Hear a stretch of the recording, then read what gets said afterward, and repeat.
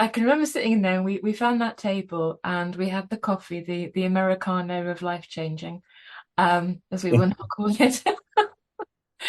And you had your manuscript. It wasn't the final one, but it was pretty much there. You are a fantastic writer. It's a privilege to work with your words. It makes it so much easier when the words are so beautifully written. There was all this paper all over this table. I don't know what people thought we were doing, but there's paper everywhere on the table in this cafe. But I can remember saying these amazing words, and you said, I don't know if I want to put my name on it. So yeah, what made you change your mind about that, and why did you not want to put your name on it?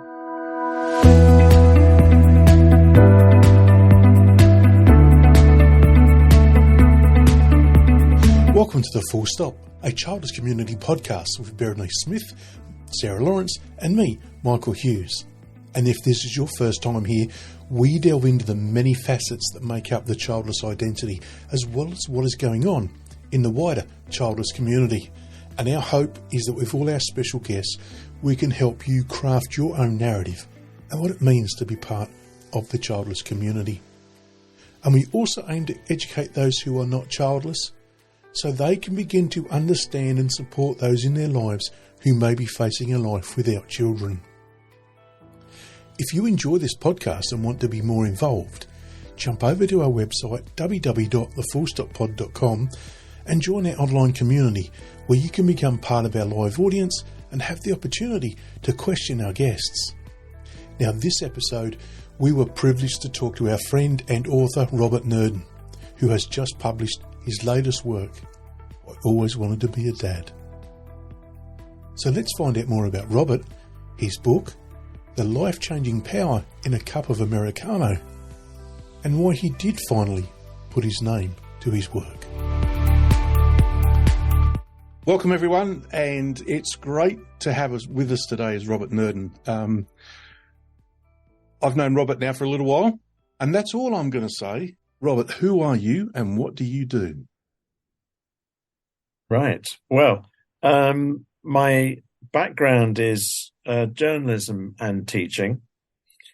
And I've gone between the two throughout my life with an emphasis on journalism, starting off at local newspaper level in and around the home counties, London. And then gone off and done a bout of teaching. I taught in Sweden and India and Sydney, would you believe? I wasn't teaching Australians English because I reckon they know it quite well. But there was some Chinese students from Hong Kong who were learning English in Sydney. So I was there in 1988, and that was great. Then from the early 90s, I've been much more UK based, and I turned myself into a travel writer.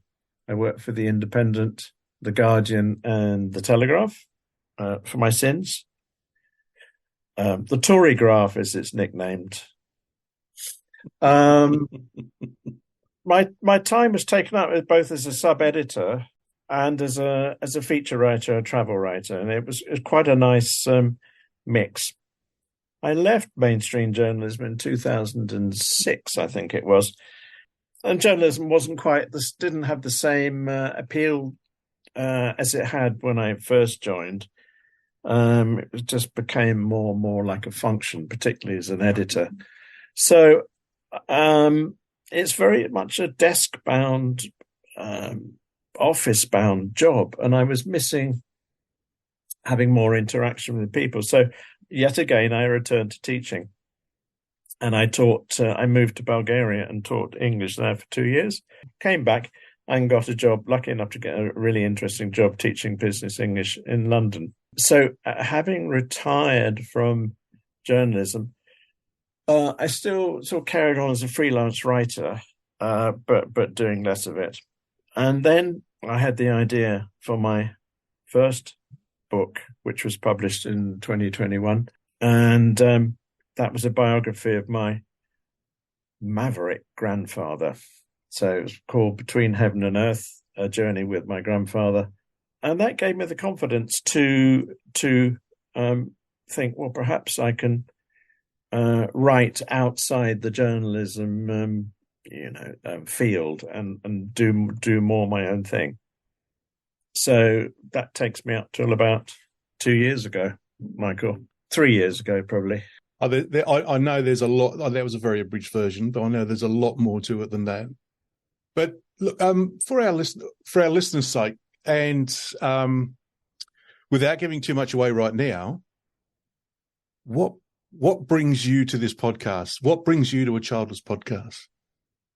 Well, that's another big leap forward. With these things, looking back, things happen so quickly. It was rather hazy. I can't put my finger on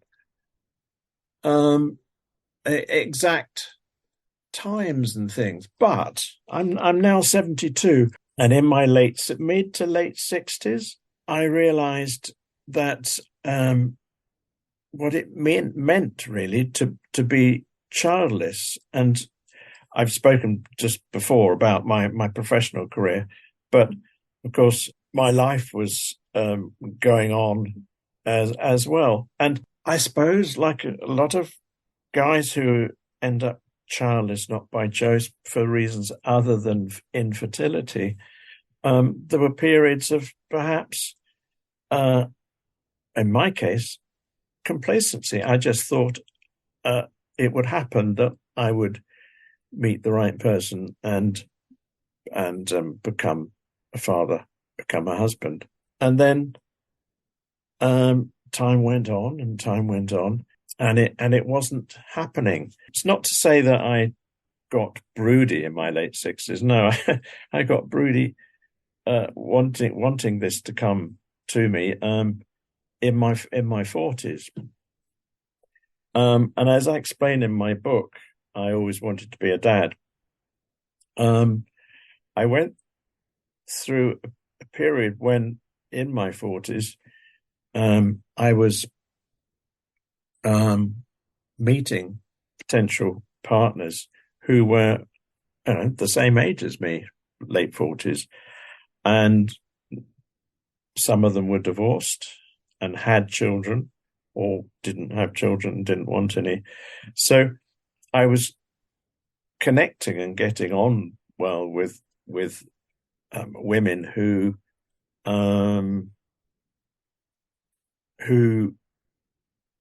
were unable potentially to be my partner, my wife, the mother of my children. So I went through this very strange period of deliberately not having relationships with people who I was suited to, if you get that kind of paradox. Yeah. So it was really, really difficult. And then I came out the other side of that, and I was in my 50s, and I hadn't met anybody in this country, in England, and I made efforts to perhaps see if my luck changed in abroad, in another country. That didn't work. So, and then it really hit me in my mid 60s.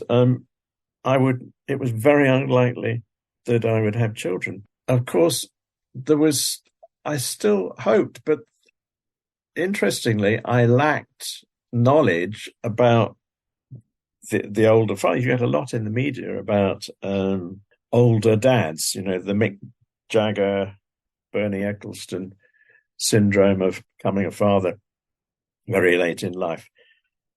This is not only extremely rare, I can't remember the percentage, but it's very, very low percentage of dads who become dads over the age of 50. But it's also medically quite challenging. Potentially, there will be medical difficulties.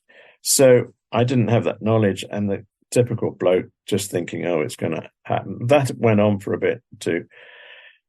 Somehow, and I don't remember how, Michael, I found the Childless men's community and made connection with Robin Hadley in particular. We're good friends now. And so this material first came into being through me wanting to write a play. I got a name for the play, which is Empty. And it's on my on my laptop. There's about 6 versions of it. I couldn't decide whether to have it as a monologue, a one-person play, 2, or a stage play. So in that indecision, by this time I was getting really fired up about the issue, wanting to confront what childlessness for men involved. These other short essays, short pieces of writing, jottings almost, grew and grew and grew. And I thought, well, I've had about 10 or 12 of them. Perhaps there's a book in here. And I think it was one day I was chatting to Robin about it on Zoom. And he's published author, of course, as we all know. And I said, perhaps I can publish something here. And I gave it some more thought. And I think it was a later meeting with him. I said, well, yeah. But I'd never get a publisher to look at this. And of course, this is the great advantage, and Berenice knows this well, of self-publishing. You can get on with it very fast. You don't have to wait. You know, if I had found a publisher, I'd have to wait 12 months at least. And if you self-published, my first book was self-published, you're in control. You can move as fast or as slowly as you like. And so I think it was Robin who gave me Berenice's name, and with her other hat on as a brilliant book designer, we got in touch. And because I live in East London, down the M11, Cambridge is not far away, so we arranged to meet for a coffee. And that was the most important Americano I've ever had in my life. at that Cambridge cafe. It absolutely was, Berenice. And she arrived full of enthusiasm because I'd sent you some 1 or 2 chapters, if not the whole thing. And you arrived with already some visuals on hand. So we exchanged ideas over a couple of hours, and the project was on. Yeah. Yeah. There is a side story to this, but before we get to that side story that Berenice can talk about, I'd just like to say thank you for allowing me to have a read of your book before it was published. And I'd just like to say that it was an impressive piece of work. My vocabulary, this is where I'm going to feel a little bit inadequate because I have a limited command of English, but was surrounded by all you English experts. But yeah, look, your story for me really felt real. I know you'd had some feedback that it didn't suit some people, but for me, the way you've written it, the way that your short, I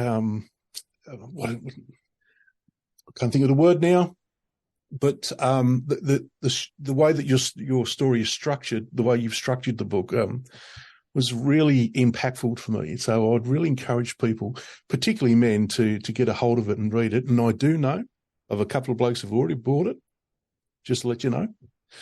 But there is a side story to this, Robert, about this is actually a childless collaboration, your book as well. Because it's not just Berenice that was part of this. That's right. Quite a few elements. So I'm glad you mentioned that, Michael. So it was about 2.5 years ago on the Childless Men's Community. You gave me the green light for putting a survey out to the men on the Childless Men's Community with, a handful of questions about what it meant to be childless, not by choice. And a lot of guys, maybe 15, 20, replied to my survey, which was really initially a background piece of research for the play that I wrote, Empty. But it just stayed there in a back room of my computer, waiting for its time. And of course, it was absolutely invaluable for the book.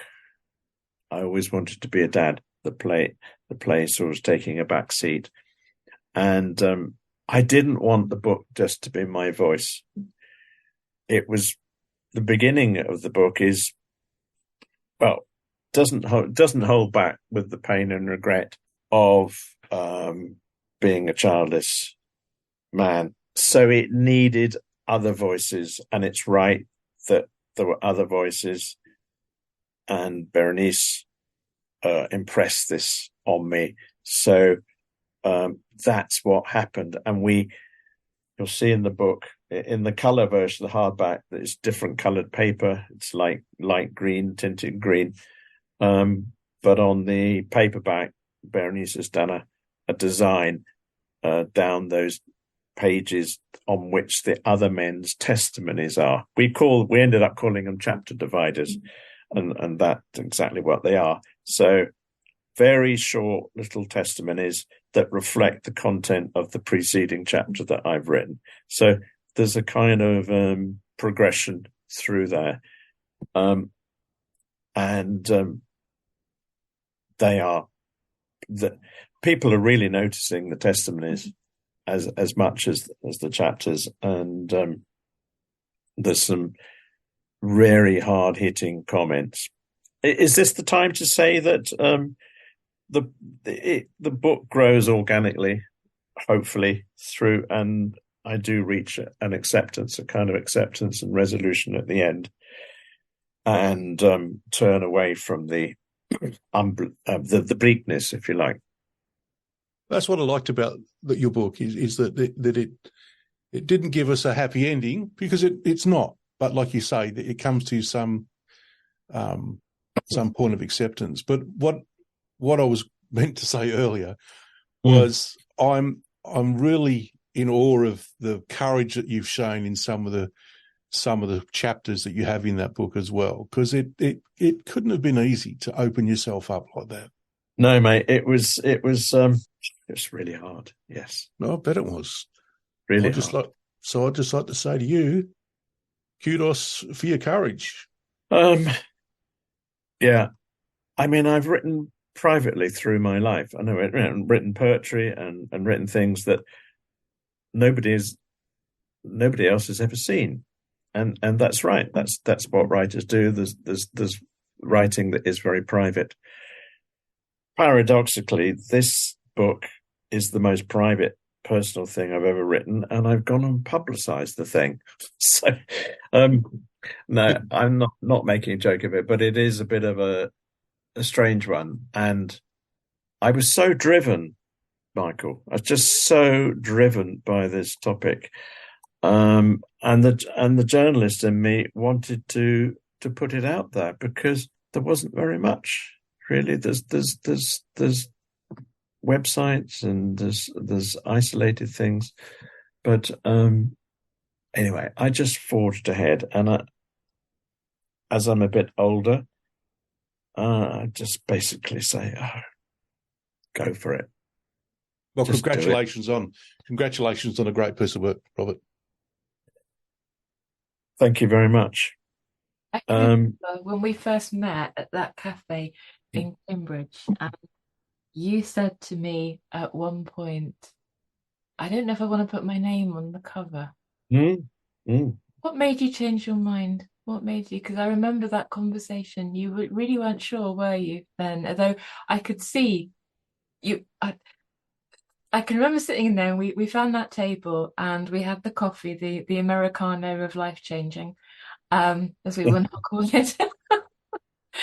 and you had your manuscript. It wasn't the final one, but it was pretty much there. You are a fantastic writer. It's a privilege to work with your words. It makes it so much easier when the words are so beautifully written. And there was all these there's paper all over this table. I don't know what people thought we were doing, but there's paper everywhere on the table in this cafe. But I can remember saying these amazing words, and you said, I don't know if I want to put my name on it. So yeah, what made you change your mind about that, and why did you not want to put your name on it? Well, yeah. First of all, I'm still. I have the book's out, but I still have very mixed feelings about. No, absolutely 100% doing it, writing it was right, but and meet you in the community, all of you are my new friends that like come out about being a childless man, and that's 100% fine, and it's energizing, it's wonderful, and support and a real sense of community. It's absolutely brilliant. The issue I have, and my thinking about remaining anonymous to begin with, was all my long-standing friends. Because I came to this issue and started vocalizing about the issue in my 60s. I've known some of my friends for 40 or 50 years, going back to university, and they've never seen me like this. They just think, oh, Robert hasn't married, Robert hasn't had children, but this is Robert. And I'm now just beginning to get back in touch and meet these people, and there's a bit of confusion there, bewilderment, and particularly if they're married or childless by choice. It's become very complex and embarrassing. It hasn't changed one bit, the thought that I've done the right thing and written this, but I'm now readjusting and trying to explain to them what the issue is. I'm just speaking to somebody 2-3 days ago up in Derbyshire, who I've known for over 50 years. And he says, I just don't see what the issue is. He's married with 2 children. And so this is going to be the start of another journey, is to decide just how I approach this. I feel quite schizophrenic about it. So the reason originally perhaps wanting to remain anonymous was I was anticipating what is now happening. But I'm absolutely sure I took the right decision, because basically I've done it and people can take it or leave it, really. I sense a feeling of catharticism, that it was a good letting go process perhaps for you. Is that true? Exactly. Yeah, it's absolutely cathartic. And also having the book develop towards an acceptance as well. That the book itself was organic. I didn't know at the beginning what was going to go on. I threw these pieces at the screen or the page, not knowing the context or how it developed. So it really was organic growth, which was really interesting as a creative process. Yeah, we know that feeling well as a podcast. I think we would still be here either doing what we're doing. There's maybe perhaps there's a positive in that, in that not necessarily around age and life experience, but perhaps around leaps of faith.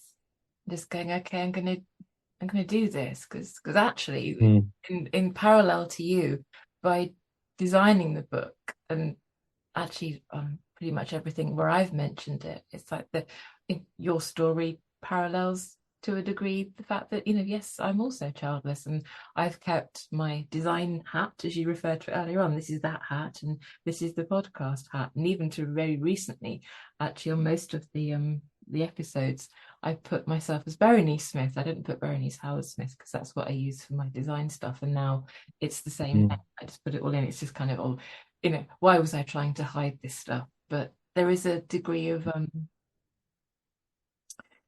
kind of sort of opening yourself up to other people's opinions, and sometimes those opinions can be pretty tough, but in conversely, by giving your story, you've helped other people who hopefully you will meet, but in time you may never meet, but you've given them such a big gift in return by opening up a conversation. I think that when I said to you before about the book being groundbreaking, I genuinely mean that, because it complements Robin's work beautifully, that more academic side, with something that's more personal. It's taking some of Robin's facts and saying, well, actually, here am I, and here are all these other men.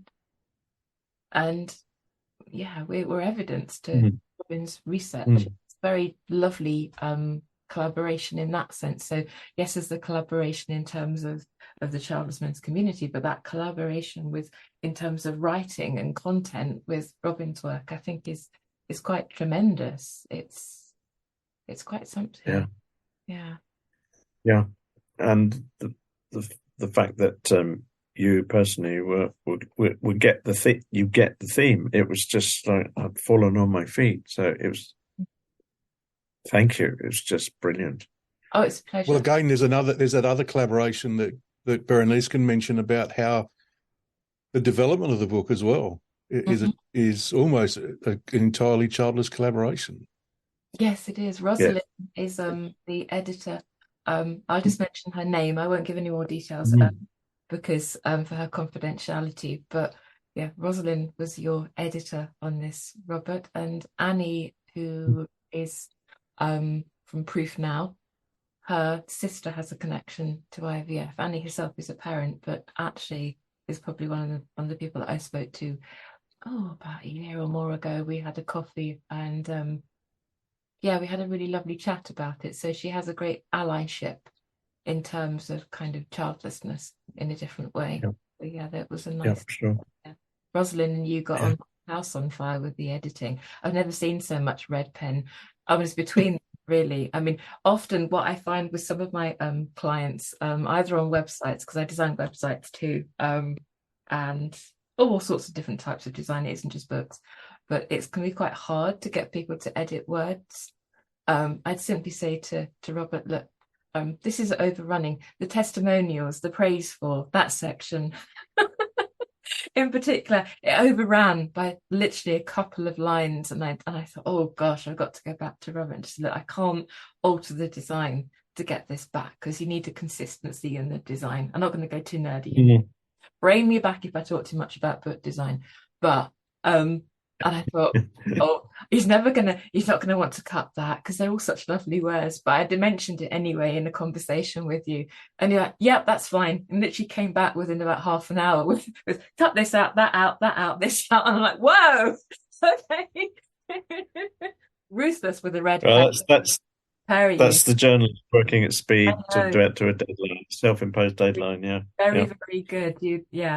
Fantastic experience working with you, because I think that yes, your journalism experience just comes through totally. But yeah, it's a very interesting thing about it's a good story in how to write a book, as much as it is about the words in it, isn't it? Yeah.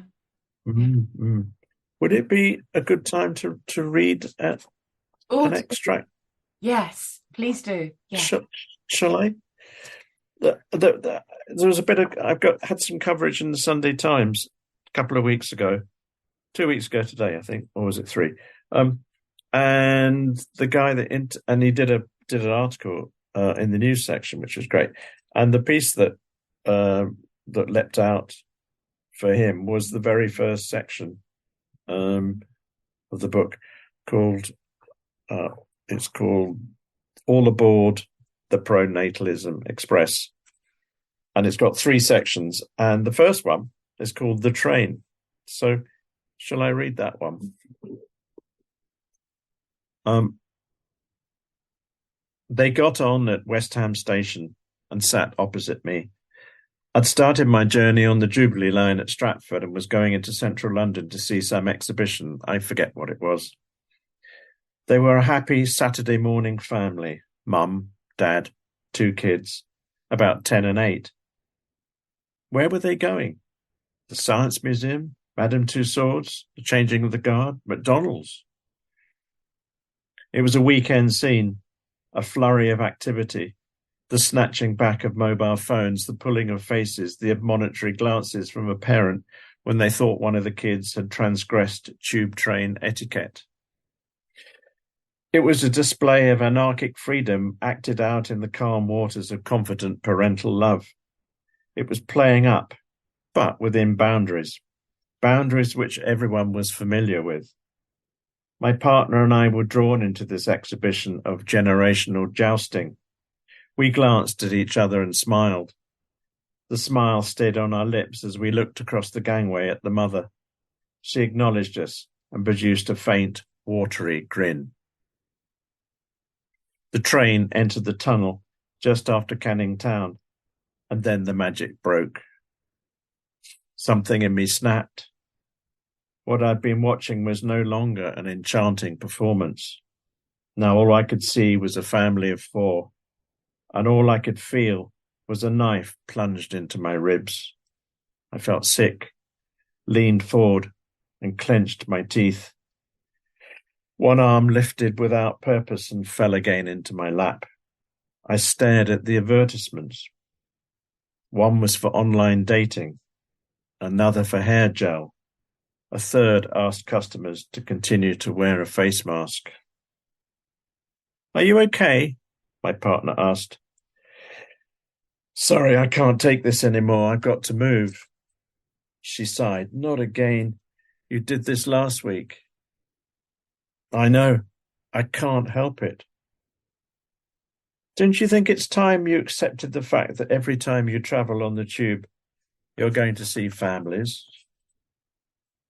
"Yes, of course it's time," I sarcastically echoed her choice of words. I got up and walked down the carriage, leaving it up to her whether she followed or stayed put. Luckily, she followed me, and I never saw that family again. I was breathing heavily. My heart was beating hard. Beads of sweat had broken out on my brow. I sat down in an empty seat and she joined me, taking my hand and squeezing it. She leant across and kissed me on the lips. God, I was lucky to have her. "Sorry," I said. "I just can't stand it. Staring me in the face like that, mocking me for all I haven't achieved." That's the first section in the book. If you don't turn that into an audio book, I will nag you forever and ever and ever, because you write and you read beautifully. That is wonderful. Thank you so much, Robert. That is just absolutely lovely and incredibly moving. That was one of the chapters you showed me at the start, along with the one with your photograph, and just incredible. I think it's one of those things, Michael. I don't know about you, but when we set up the podcast, it was to hear people's voices and the authenticity, and it comes through terribly in that. And I think it actually sums up so much, doesn't it? Of, whatever gender you are, watching happy families, and that pronatalism in the title, it just is so. Something I think we all can feel and empathise with, whether it's happened to us or not. And it's for me, the very ordinariness of the situation. Yeah. Which kind of makes it worse, because you're expected just to fit in and accept it, and it's the very thing that's causing the pain. Absolutely, yeah. It's those. I'm trying to put into words what Sarah might say at this point, who's on holiday, by the way, for all our listeners who are wondering where she's in Scotland at the moment. But I think she would probably want to sort of say something along the lines of, it's that everyday kind of trauma that one experiences, that is, and how to deal with that, because you never quite know what's going to happen when you leave the house. That can be a really daunting and scary place when you're childless, not by choice, whatever the reason is. You just don't know what's going to happen the moment you leave your front door. And there is another chapter in this book that I think I thought was really important, was about the babies next door. Ah, yeah. That the two somehow parallel to me, in that there you are, you've left the house, you have this incident on the tube train that is not really an incident, but it is an incident. It's you can't measure the incidenceness, the importance of it. I don't know quite what the word is I'm looking for here, but obviously there's a level of impact with that. Equally, yeah, the changing nature of where you live as well. I think The Babies Next Door is a slightly longer extract. You can read it if you wish. Yeah, please do. Yeah, shall I? Yeah, you can. Michael, it would be interesting to see them together, I think, and to see what our listeners think. Okay. Actually, as I sit here, the babies are next door. I'm in a terraced house, and baby's one side and baby's the other from in this room. So this is where I wrote this. This is towards the end of the book. So this is preceded by some sections which was a little bit more thoughtful and less raw. So it's called The Babies Next Door.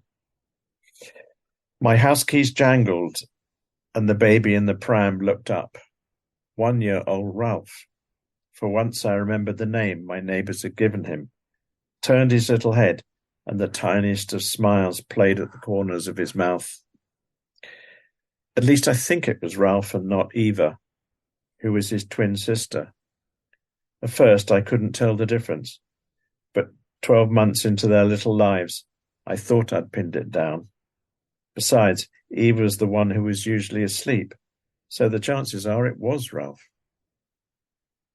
The mother's Ukrainian and the father's Lithuanian, and within weeks of their birth, they'd asked us to act as a witness for the twins' passport applications.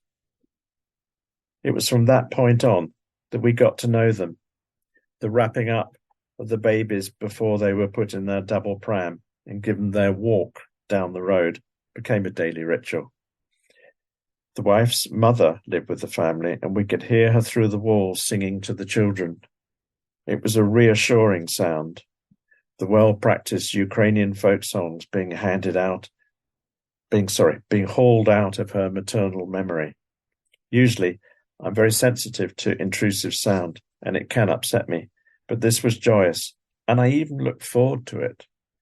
It added another dimension to our quiet, retired lives. I jangled the keys again, trying to establish a rhythm this time, copying the grandmother's technique. Ralph smiled, and now I could see it was a clear smile, a happy one. Mother and grandmother turned to me, and the mother said across the low fence, "Hello, Rob, how are you today? How's your wife's foot? Is it getting better?" My partner and I weren't married, but I let it run. I told it was slowly improving. A few weeks before, we got into a discussion with them about soup and how we love to make our own. "Me too," said the mother. "Rob makes the most amazing spicy parsnip soup. You must come round and have some with us." I couldn't be sure, but I reckoned it was the kind of over-the-fence conversation that neighbours used to have before people changed and did their chatting on mobile phones. For years, I, and then both of us after we moved in together, had just nodded to my neighbours when we met, hardly managing a word. Before the babies arrived, we used to hear heated discussions, rows perhaps, through the wall, and we decided not to be in a hurry to become more friendly with them. Then Ralph and Eva arrived, and the shouting stopped. And it wasn't replaced by crying. At least we didn't hear it from our side. My partner's maternal instincts kicked in, and bonds were quickly made. She knew what to say. "Eva takes after you, doesn't she?" With the genius of motherhood, she just came out with it. There was no way she couldn't have uttered the immortal mantra. It was an arrow of compassion shot directly at the mother's heart, at the lodestar which is conception, something which has been spoken ever since babies were born. It was totally unoriginal, and all the stronger for that. The freshness of new, surprising thinking would have been inappropriate. It marked a gathering in of shared, ritualized caring and giving. After we helped them obtain British passports for the babies, as a token of their thanks, they gave us some flowers, chocolates, and a bottle of Lithuanian liqueur. Just 6 months later, the English couple living on the other side of us had a baby too. She almost had the same name, Evie, rather than Eva. The other day, we met the father with the pram, taking his weekend parental duties seriously. My partner pointed out how pretty Evie was. Like the father, she said.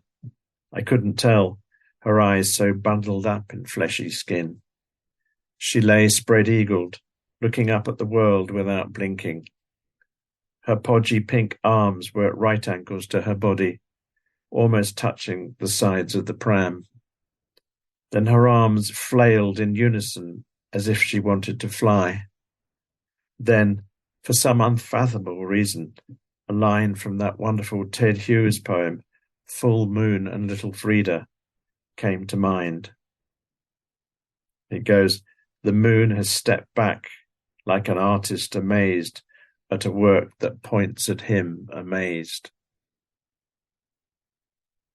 Back with my neighbour on the pavement, I couldn't think of anything to say, so I reverted to male stereotype. Football. He supports Chelsea, so I managed to mouth some platitudes about how important the following weekend's games were for both of us. But it was the sight of his baby that lingered in my mind, a generous lump of loved flesh and spirit. That night in bed, as I lay next to my partner, our bodies entwined, I mused. I pressed her hand and she pressed mine. There was no need for words. I am blessed to be with this amazing woman. Is this the start of the healing? Thank you, Robert. That's a much longer passage, but a very moving one as well. Yeah, it's longer, yeah. Mm. Yeah, that's really lovely. You mentioned your partner, clearly a very important relationship for you, for your partner. Yeah. And yeah, she's a widow and she's got 3 children, so that's an interesting dynamic as well. Yes, yeah, I can imagine. Anyway, perhaps it's time to open this out a bit to a broader community. I don't know. Yes, yeah. It's been very internal. I'm aware it's been claustrophobic. Any questions, or if you'd like to come off mute and ask any questions or pop anything in the chat and ask Robert anything, then please do so. It's an opportunity. It's been quite quiet on the chat. I think everyone's been mesmerised by your beautiful words. Whilst we're waiting for people to come to us with the questions, Michael and Robert, maybe you could talk about the importance of the childless men's community in relation to the work with the words rather that are in I Always Wanted to Be a Dad, Men Without Children. What was it like in terms of kind of getting those testimonials in? Was that an easy thing to do? Was it quite difficult to do? How did that all work, that relationship? Well, the guys who filled in the survey, they sent them to me, and I was in contact with them about permissions and what they felt about them being used and in what environment. And quite understandably, some people wanted to remain anonymous. Others were very open about it and agreed to have their photos. And that's a discussion that you and I had about, seeing the faces, these are real people. So that's worked really well. Some people didn't want their voters in. So it really was, I just followed the decisions of the individual guys. And luckily there were enough of them who were very happy to be in the book, and that was great. And Michael, you wrote the foreword with Andy as well for the book as well, didn't you? Yeah, look, I was honoured. Can I just say that was my very first time I've been asked to do a foreword for a book. So you've made me feel pretty special, Robert. I can tell you. This gruff hairy bloke from Australia being writing the forward. Wow. Well, it was a joint project with you and Andy. Yeah. So I know you put your heads together about it, and they're joint ideas, and it was just I couldn't have wanted for anything better as a forward. It was wonderful. So thank you for that. It was brilliant. No, look, thank you. But again, look, it was really easy for Andy and I to write that because straight off the bat, we're on the same page. We thought, brilliant piece of work. It really sang to that first passage you wrote, that read out earlier about the train. It really, the way you wrote it really sung to that, where you just don't know what's coming along. It could be the most insignificant thing to some, will just be boom, hit you. The way that I explained it to Andy, it's a bit like a machine gun, that staccato. You just boom, boom, boom, boom, boom. The way you wrote it, and I thought that was great because that's what I perceive our life to be like. You don't know where they're coming from, but they'll boom, they'll hit you. Boom, they'll hit you. So yeah, and again, what was so refreshing about that, if I can say those words, is that I can't think that of many people that have actually put that in words and actually had the courage to put that out there and say, this is what this situation makes me feel like and do. So yeah, it was a great example of that courage I was talking about, Robert. Thank you, Michael. I've been talking with my partner about the book in recent days and weeks, and I think it's also about honesty, and it almost, if there's another theme there, it is about being childless, but it's also about an experiment in being honest. And there are levels of honesty, aren't there? There's writers who say, well, I've written this very honest book, but only so far as is comfortable for them. So I was very interested in really pushing that further and saying, and pointing the accusing finger at myself for some of the things that happened in my life, which are in the book, as well as raising questions about behavior of other people. So it's deliberately uncomfortable in some places, and some people won't like it. I think you're underselling it, Robert. I think it's real. That's what comes across to me is the realism of the book. It's authentic and it's real. So what was the hardest chapter to write? I know that straight away. It's called Left Behind, and I take so much of the thinking behind this is due to a lot of people, but particularly Robin Hadley, and his very interesting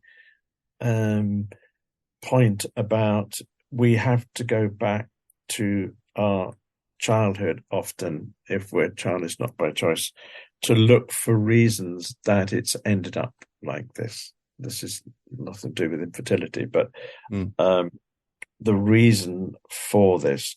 And so that's what I did.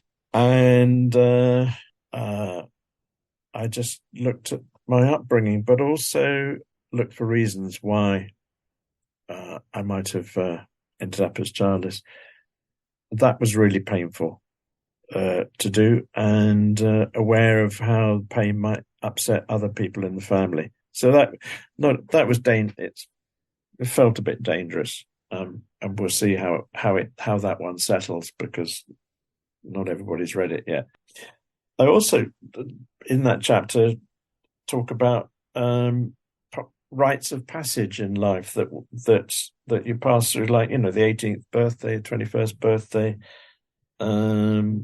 being best man at a friend's wedding, that sort of thing. There's sort of things that bring you into adult life. For some reason, they pretty well all of them passed me by, because the way my family was, and my parents were very reticent, shy people. So I kind of, lots of stuff that people naturally grow up with passed me by. So a whole complex of reasons why, looking back at the relationship you have with your main caregiver, is usually a parent, can point to why one ends up being alone and also childless. We've got something in from our audience, and I'll just read this. And it said, "Very inspiring, Robert. I've bought the book for my husband. He feels sad when he sees families and children, especially children who are ignored or neglected. And thank you for stepping out and making yourself vulnerable and visible. That was extremely brave and will have inspired and touched so many men and women." I would absolutely agree with that. I know, as I said, I know of a few people now down under that have bought your book. Also, can you tell us more about your play? Is it published work that we can read or buy? I'm afraid not. It's a complete mess. It's about it's five or six different versions, and I know I mentioned this to the people at the Story House in Chester last year, and they said, well, maybe get it ready for putting on in 2023. Well, that didn't happen. I hope to go back to it and put it on in some shape or form, definitely. And the name will probably stay the same, Empty. But for now, it's just quietly simmering.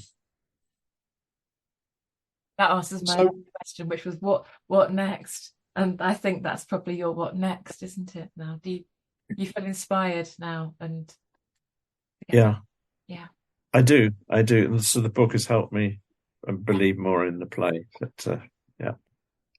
If someone's thinking of writing a book about childlessness, what would be your advice to them?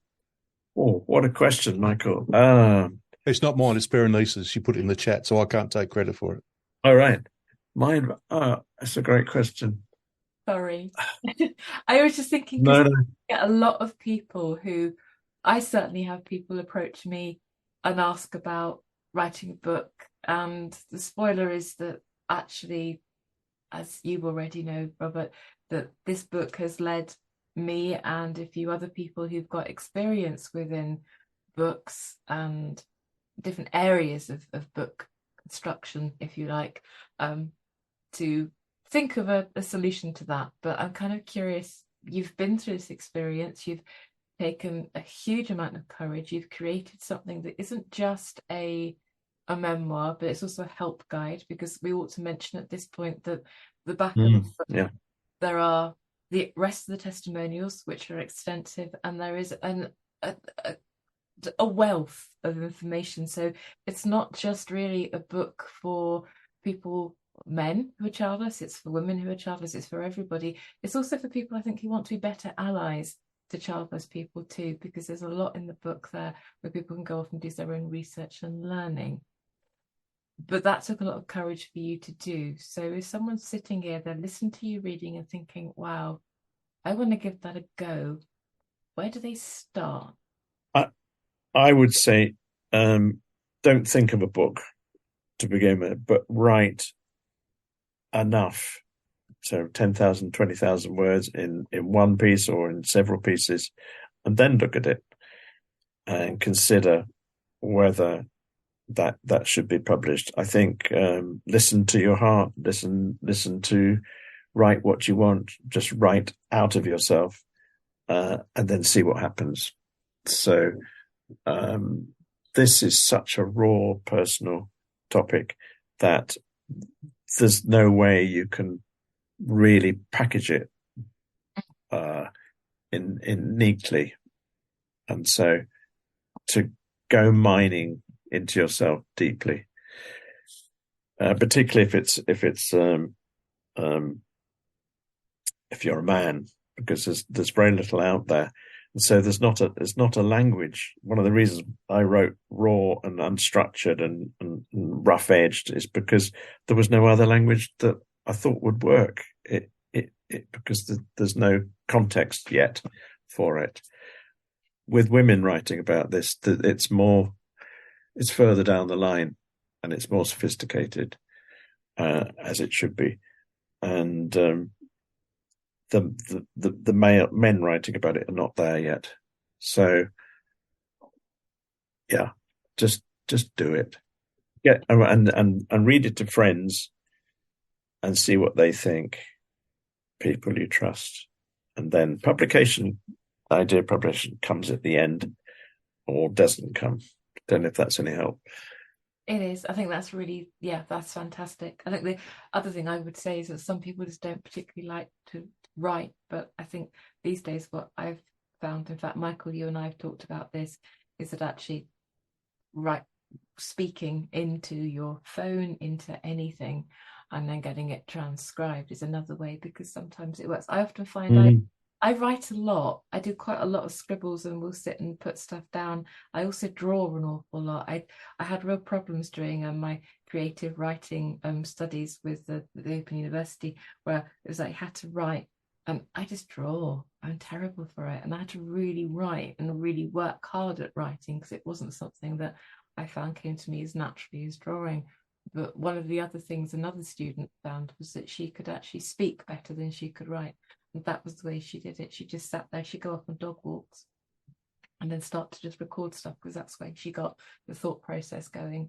And then you've got words, and then you can play with the word order once you've got it transcribed, and you can use all sorts of things to do that. There's lots of tools to do it that are quite cheap. And just play around then with the word order too. But I think just do it. Yeah, you're right. It's that thing where you just got to go with it and do it, and don't think too much about the end goal, because self-publishing, like you say at the start, is actually, you're in control. You've got, but equally, it's quite expensive. It's also quite hard work as well, but it is incredibly emotional, I think is the word I want to say, particularly with this book. You've done this, we've had a conversation. It's been very much a collaboration, and I think that comes across in all of the words as well. It's very heart-led. I think the actual creative process. I find walking really helps. Walking, gardening. It kind of. I'm just sort of realizing it can release all sorts of thoughts that stay there unless you have this. So walking's great. Yeah, it is. Yeah, I have the most intelligent conversations with my dog on the walk, to the point where my kids now know that I'm coming, because I'm constantly chatting. I literally speak out loud to the dog. It's quite terrifying, really. But there you go. So, Robert, we have another comment from our audience, and it says, "I certainly felt like I was listening to your heart when you were reading the extracts." So, like Berenice says, I think there's an audio book there somewhere. Yeah, there is. I know a way we'll have to chat. Okay, we'll collaborate about that later. That sounds great. Well, you've got the audio expert here as well. I'm going to just end the podcast, if I can, this morning by reading back out to you the review that was on landed on Amazon. That was yesterday or the day before. It was certainly this week, because I thought that was really Emma B. Great. She says, my brother is childless not by choice. I am child-free, and we found a talking point through Robert's elegant words on a topic we danced around as it's so difficult. It's simply beautiful, a sensitive design that supports the heartbreaking and hopeful testimonies. I have read Robin A. Hadley's website, and found Michael Hughes and his work at the Full Stop. Wow, thank you. Mm. I think that's incredibly moving, because actually what you've found there is someone who is child-free, who has learned to communicate with a sibling who's childless. Mm. That's quite, isn't it? And I think another aspect of this book is far from being just for the childless. It's for everyone, including parents. And that would be, if I'm talking about success, I don't know what that is really, but if it reached out to the community, to people who are parents and all ages and not part of the childless community, that would be really success for me. So to get people thinking about what it means to be childless.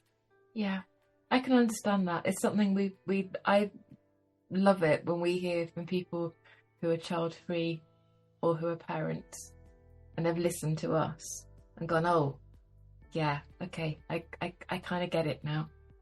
I think that's an incredibly powerful moment. It's incredibly powerful to know that we're listened to by people who are childless like us. I think that's incredibly important, and we never, ever take that for granted. But by having people creating alliances by listening to us and reading I Always Wanted to Be a Dad is powerful, because it makes it easier for other people who are childless. So it creates a kind of like a circle of healing along the line. And I think that's incredibly informative and powerful for all of us.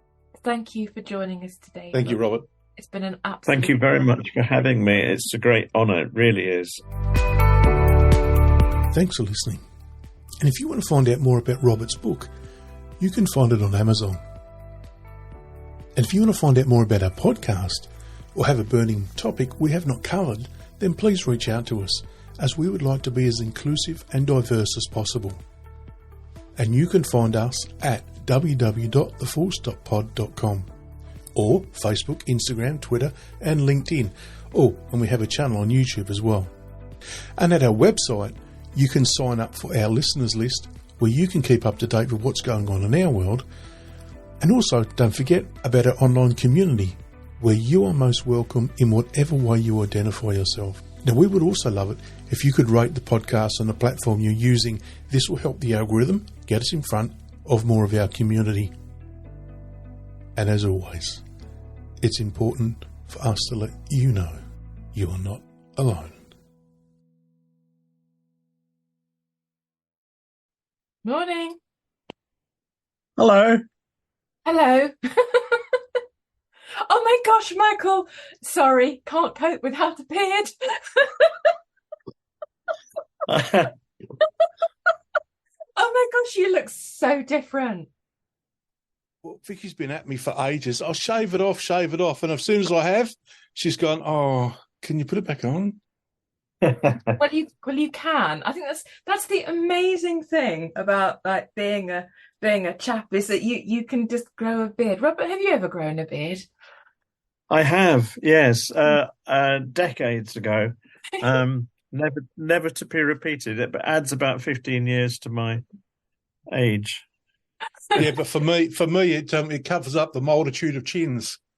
And Michael, it grows on you. Ho, ho, ho. Oh no!